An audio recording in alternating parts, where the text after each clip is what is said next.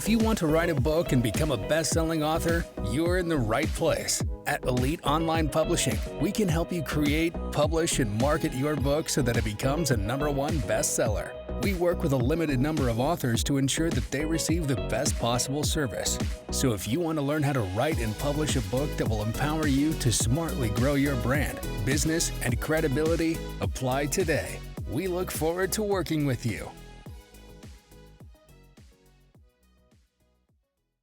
Hey everybody, so we have a very special guest in this call right now. Mark Cuban is at the forefront of NFTs, everything digital, early adopter of the internet, and he's going to be here to answer some questions. Mark, how are you doing today? I'm doing great, Nathan. How are you? Good, good. So just a brief synopsis of NFTs for those who don't know. Non-fungible tokens, essentially you're selling digital art, things in the metaverse. Mark, I just wanted to ask, what do you think about the metaverse and the applications of NFTs into the metaverse? Metaverse means a lot of different things to a lot of different people. It really depends on who you're talking about. But I think right now the metaverse is as much hype as reality. And most of the conversations around metaverse applies to real estate in the metaverse. Someone's paying X amount of dollars for this place in the metaverse. And to me, that's just craziness. What it comes down to, and look, metaverses have been around for a long time. Second Life goes back decades, and even before that, there were 2D versions going on in Prodigy and other 90s media and platforms. And so, like anything, it all comes down to user base. If a metaverse has users and they enjoy being there, then it can start to become a metaverse. If it has a lot of users, then maybe it can become something more, and that real estate actually may have something. One of my companies is called Fireside, and they have the ability to do performance stations, concert halls, or any place where somebody can perform and put them in a metaverse. Now, if you think about that, having an artist play music or someone do a TED Talk, whatever it may be, that all sounds really good, but it comes down to, can you get the artist to do it in that platform and in that metaverse? How are they going to be compensated? And is there going to be anybody who cares enough? Now, a lot of people look at Fortnite and they say, well, look what's happened with Fortnite. Marshmallow and others have gone on there and had just these big followings, but they were already playing Fortnite. They were there because it was Fortnite, and you can call it a metaverse, but it's actually just a gaming environment, and every gaming environment can introduce this type of thing. But if you want to have a standalone metaverse, you've got to have some utility, you've got to have some entertainment, you've got to have enough people there for it to sustain itself.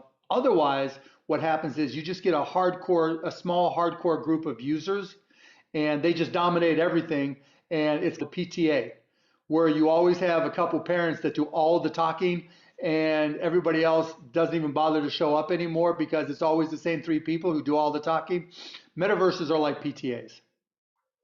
Awesome. I love that explanation. On the topic of monetization, a lot of people, Gary Vee, are talking about how NFTs are coming around and are going to help properly compensate creators. So publishing is a big thing, as we talked about earlier. What do you think is the future for publishing books, music, for art, for artists? What do you think is the future of that? Is it all going to be NFTs? They're all different industries, so you cannot lump them together.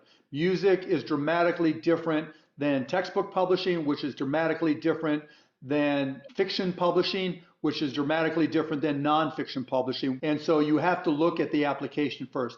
Everything just comes down to applications. So when we look at NFTs right now, 99% of what is collectibles. And the other 1% is like what Gary Vee did. It's an entry pass to an event, which to me is great for Gary Vee, but for most people, you still got to have the demand there to create the value. And that actually turns into an obligation because then the people have got to be able to show up at the event. But at the end of the day, all an NFT is a digital media file that via smart contracts gets memorialized on a blockchain. So then the question becomes, what's the value of smart contracts and what are the things that they can do? And what's the value of being on the blockchain? And so the reality is, particularly as it applies to music, music is music. It's already really easy to convey via digital file. And that's why streaming works, and streaming is overtaking downloads. So if you're an artist and you want to sell your music and your art, and you have a better platform to sell online than you do through a gallery or streaming, great, go for it. But when it comes to books are a different beast.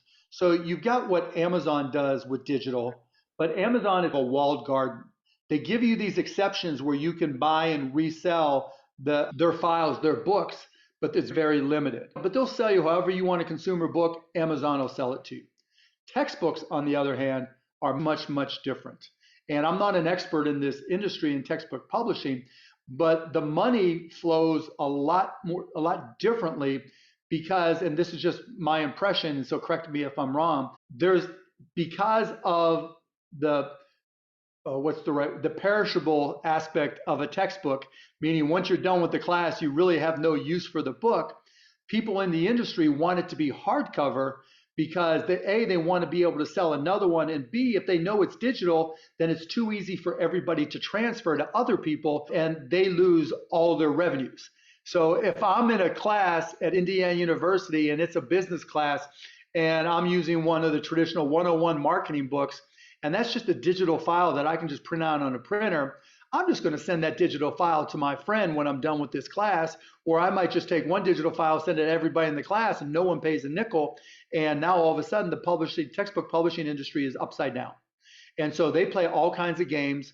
And to try to pick off different pieces, you see all the resale sites online, you see the college bookstores reselling books, all in an effort to make money. And the publishers know at some point those books wear out, or they just keep on coming up with updates so that the update this is version 2.9 and 2.8 is outdated, and your professor will tell you why. And so they play all these games to retain revenue. And so when you look at the underpinning of an NFT, like I said, there's the smart contract and there's the blockchain. What's interesting about NFTs that can be applied to all book publishing, but in particular textbook publishing, is that via smart contracts, there are standards for royalties. Now, what that means is, for the first time ever, if a textbook is sold as an NFT, if I were to resell that to a classmate, as the public, I would not retain 100% of the revenue. Some percentage of that, as set by the publisher, a royalty would go back to the publisher and or author every time it's resold.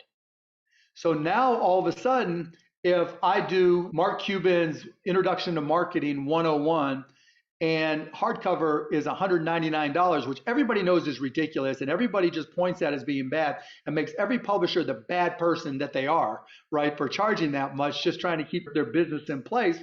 Yeah. If that was an NFT, okay, if I looked at hardcovers, let's go back to hardcovers. If I looked at a hardcover book that sells, what's a normal textbook sell, like an Introduction to Marketing, like it's over $100 bucks. Yeah, $30 to $100+, yeah. $100, $150, and the margin on that is probably 50% to the publisher, 50% to the outlet, right? So that's $75 across a lifetime value, if you will, of that book. And how long does a book typically last? How long is it in service before it falls apart? About 5 years.